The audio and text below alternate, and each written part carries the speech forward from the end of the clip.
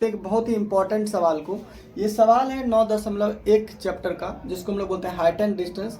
बहुत बार एग्जाम में ये पूछा जा चुका है। आइए समझते हैं कि क्या होता है ये सवाल।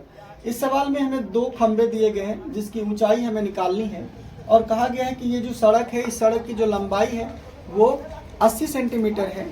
लेकिन एक बात इसमें समझने वाली ये है कि यहाँ तो कोण दे दिया है 60 डिग्री, लेकिन इस कोण के बारे में कहा गया है कि वह अवनमन कोण है। वो ऊपर से देखने पर 30 डिग्री दिखाता है। तो यहाँ पर डिग्री कितना बनेगा? तो यहाँ जो कोण बनेगा उसका जस्ट एकांतर बनेगा। यहाँ आप जानते हैं ना कि एकांतर कोण से क्या होता है, जो यहाँ एकांतर कोण होता है, ये वाला कोण जितना होगा उतना ही ये वाला कोण है। ये अगर 30 है तो ये भी कितना होगा? 30।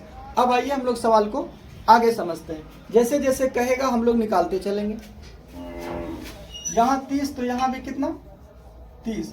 इस सड़क की कुल लंबाई कितनी बोली गई है? आप कहेंगे सर 80 मीटर।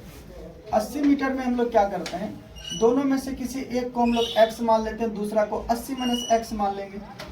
इस वाले को हम लोग x मान लेते हैं और इस वाले को 80 माइनस x मानते हैं। आप जो चाहें वो कर सकते हैं, इसको भी मान सकते हैं, इसको भी मान सकते हैं। कुछ नहीं दिया गया। हाइट को हम लोग क्या मान लेते हैं? h मान लेते हैं। इसको भी h मान लेते हैं और इसको भी h मान लेते हैं। कोई दिक्कत नहीं है।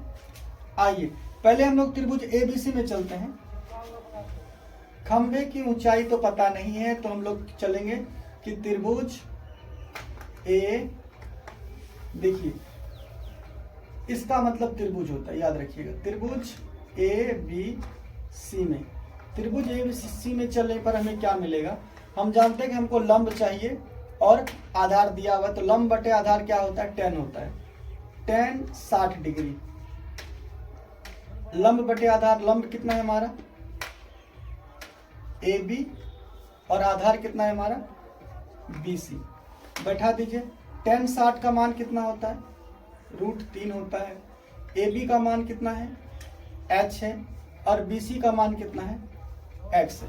नीचे कुछ नहीं तो 1 है, लिख दीजिए। 1 गुना h करिएगा तो h मिलेगा। √3 गुना x करिएगा तो √3x मिलेगा। यहां से एक चीज मिल गया। अब हम लोग चलते हैं त्रिभुज EDC में। चलिए त्रिभुज EDC में यहां पर कितना है? 30 है, तो हम लोग लिखेंगे tan 30। लंब कितना है उसका? ED, और आधार कितना है? CD। जो बैठा दीजिए। √30 का मान कितना होता है? 1/√3। ED का मान कितना है? ED का मान पता है क्या? h है। CD का मान पता है? नहीं पता है, तो 80 माइनस x है। क्रॉस लगा लीजिए। क्रॉस नहीं लगाते, एक स्टेप और आगे आते हैं। यहाँ पर h का मान कितना है? देखिए √3x, और नीचे में 80 माइनस x। अब यहाँ आ जाते हैं। देखिए √3 गुना √3x कितना हो जाएगा? आप यहाँ देखिए, आराम से समझिए। √3 गुना √3x बराबर में क्या हो जाएगा? 80 माइनस x। ये ऊपर वाला भाग है भाई, देखना। अब √3 गुना √3x करेंगे तो क्या होगा? √9x होगा। √9x, और ये क्या हो जाएगा? 80 माइनस x। अब सॉल्व करो। √9 का मान कितना आएगा? 3x आ जाएगा।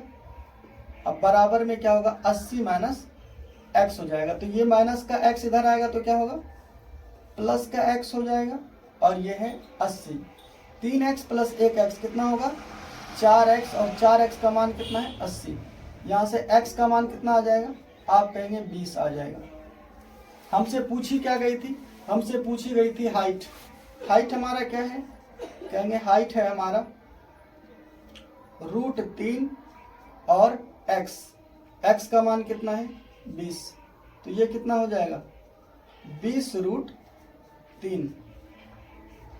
यही हमसे पूछा गया था। अगर इसकी दूसरी भुजा पूछती तो क्या बोलते? इसकी ये वाली अगर पाथ पूछता तो क्या करते हम लोग? 80 माइनस 20 करते तो 1 आ जाता 60। अगर हम लोग को सी डी की लंबाई पूछता तो 60। यहाँ हम लोग लिख सकते हैं ये बी सी बराबर है, बी सी बराबर 20 और ये सी डी का मान है। किसका मान है? सी डी का। ये सी डी का मान है। अगर पूछा हो सवाल में तो आप दे सकते हैं। उम्मीद है आप लोगों को यहाँ तक बात समझ में आई होगी। नहीं आया तो 2 बार 3 बार 4 बार देखिएगा, ठीक है।